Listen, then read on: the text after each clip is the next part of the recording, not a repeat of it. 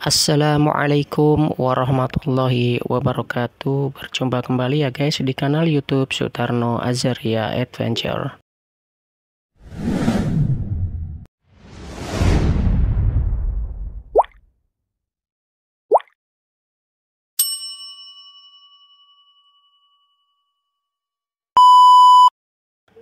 Setelah saya angkat tentang respon daripada Habib Bahar bin Smith yang di roasting Pak Guru Gembul di debat perdana pada tanggal 8 September tahun 2024 di Robitoh Alawiyah, Habib Hanif Al-Atas juga mengomentari hal yang sama. Kita simak komentar atau tanggapan dari Habib Hanif Al-Atas terhadap statement-statement atau pernyataan-pernyataan yang disampaikan oleh Bapak Guru Gembul. Saya ambil dari kanal YouTube-nya Babus Salam. Barakallahu fikum. Wassalamualaikum warahmatullahi wabarakatuh. Alhamdulillah, kemarin saya menyaksikan ada video diskusi di Ar-Rabitatul Alawiyah pada hari Ahad 8 September 2024 yang ditayangkan melalui Nabawi TV. Diskusi antara Pak Guru Gembul dengan Said Fikri Syahab dari Ar-Rabitatul Alawiyah juga dengan Gus Wafi, singa suaja ini, Masya Allah, tabarakallah. Saya melalui video ini yang pertama ingin memberikan apresiasi kepada Guru Gembul. Salut, Anda berani datang dan berbicara langsung, berhadap-hadapan, Anda gentle. Salut. Itu apresiasi saya yang pertama. Keberanian Guru Gembul patut diapresiasi. Kemudian yang kedua, saya ingin memberikan apresiasi kepada Said Fikri Syahab dan Gus Wafi, karena telah sabar meladeni Guru Gembul yang ngalur ngidul berbicara tanpa tahu arahnya kemana.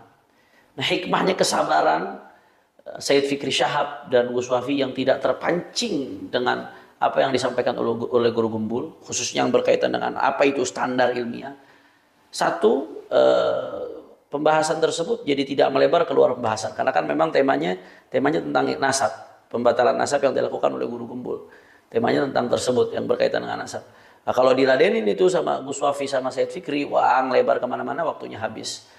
Dan juga setelah itu masih ada pembicara lain, masih ada sesi lain bersama Prof.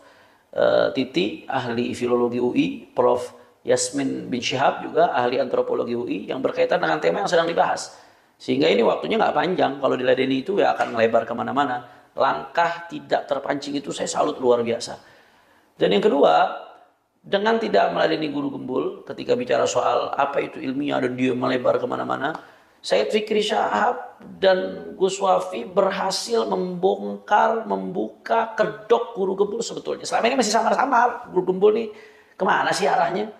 Orang masih meraba-raba. Tapi gara-gara diskusi itu ketahuan dia seorang materialisme barat sejati, dia seorang liberalis sejati, jadi kebuka jelas. Bayangkan dengan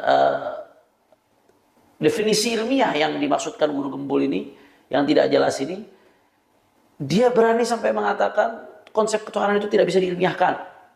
Kemudian juga tentang kuburan Nabi SAW, apakah Nabi dikubur di situ, itu sifatnya masih subjektif.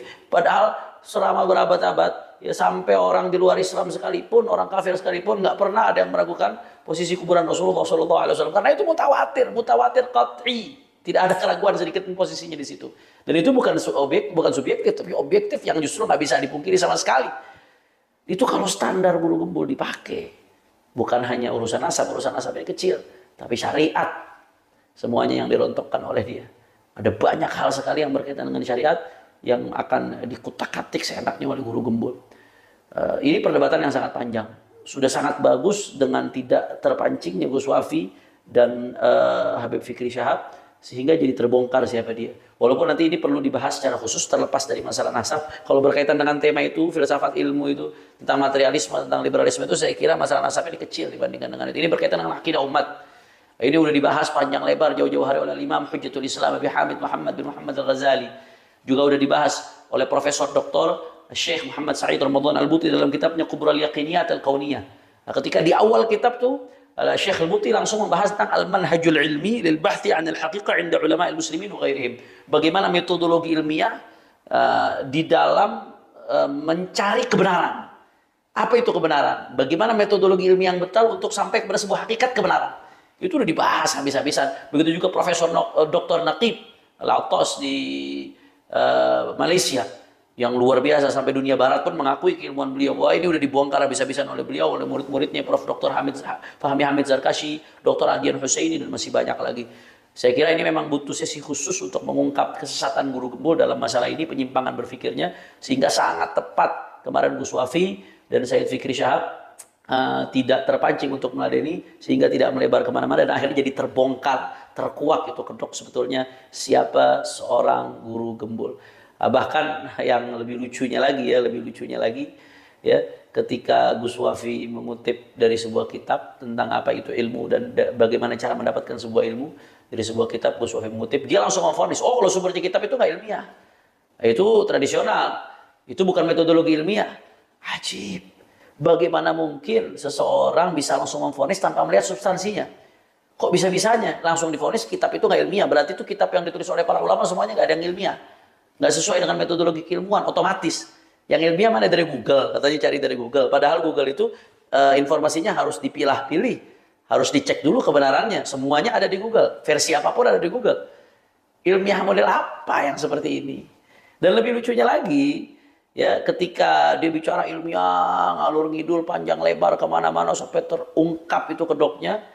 Begitu ditarik ke tema, kembali ke masalah nasab, yang ilmiah itu menurut dia dengan menghitung statistik, harusnya nasab Alawi menurut perhitungan dia itu kalau mau benar antara 58 sampai 77. Kalau 39 sampai 45 itu tingkatan generasinya ya, dari Nabi SAW sampai sekarang itu meleset, nggak mungkin, kemungkinannya sangat kecil, bahkan mustahil dia katakan.